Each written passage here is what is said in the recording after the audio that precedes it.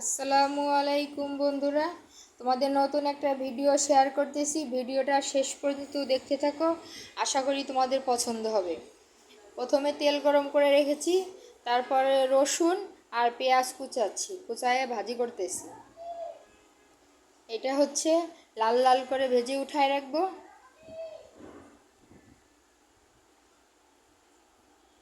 কিছুটা সময় লাল লাল করে ভাজতে থাকতে হবে।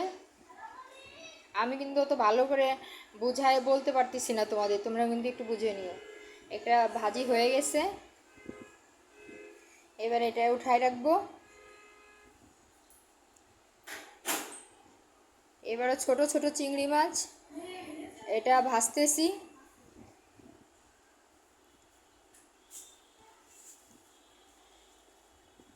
চিংড়ি মাছ যেহেতু যত ভাজা হবে তত ভালো লাগবে। এটা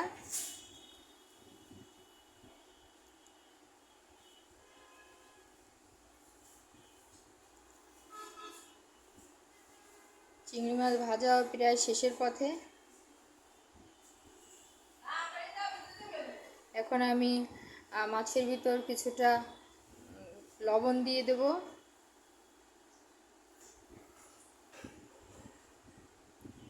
পরিমাণ মতো লবণ দিয়ে আমি একটু আবার ভেজে নেব, কারণ আগে হলুদ দিলে এটা লেগে যাবে।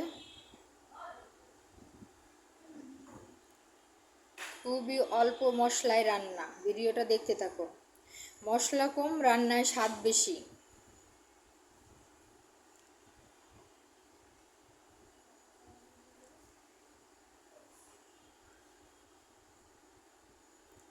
এখন আমি কাঁচামরিচ দিয়ে দিলাম।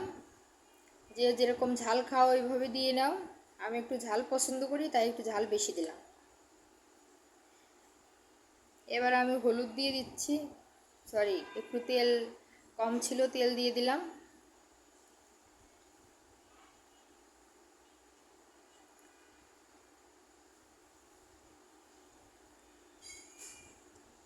এবার হলুদ দিয়ে দিলাম।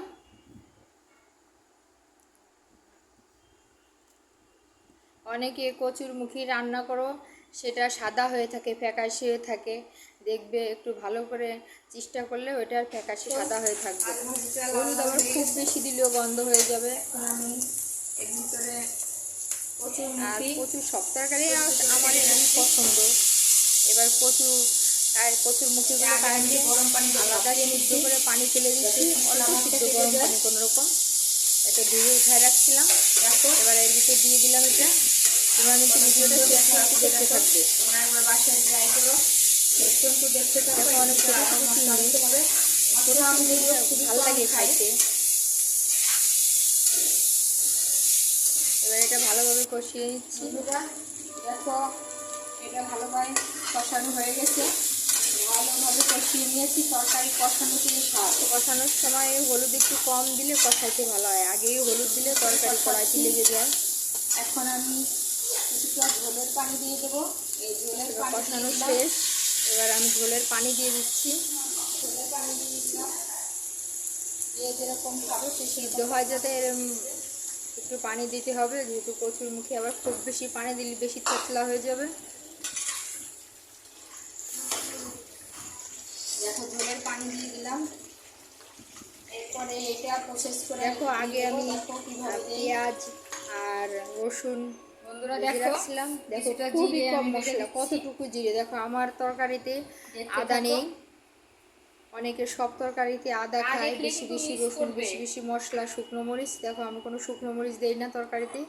আমি মরিচ আমি খুবই কম খাই, তরকারি পছন্দ করি মশলা, আর আমরা খুবই মশলা কম খাই। দেখছো তো কত বেটে নেব।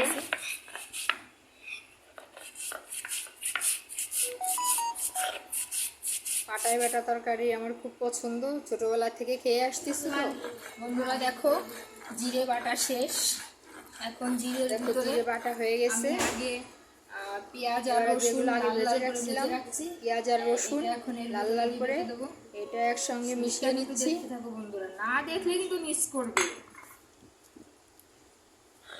এটা এর সঙ্গে মিশিয়ে বাটতেছি। এটা বাটা শেষ বন্ধুরা, দেখো এটা বাটা শেষ। এটা এবার আমি উঠে নিচ্ছি। দেখতেই পারছো কি কি মশলা দিচ্ছি, এর বাইরে কোনো কিছু নেই।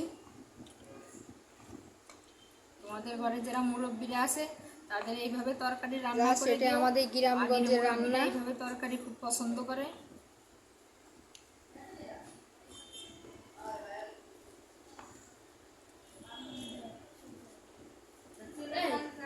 বন্ধুরা, আমি যে তরকারি দেখো, এখন আমি সেই বাটা মশলাটা দিয়ে দেবো। ভেজে রাখছিলাম ওটা, এখন আমি মশলাটা আমি বেটে রাখছিলাম এটা দিয়ে দেবো।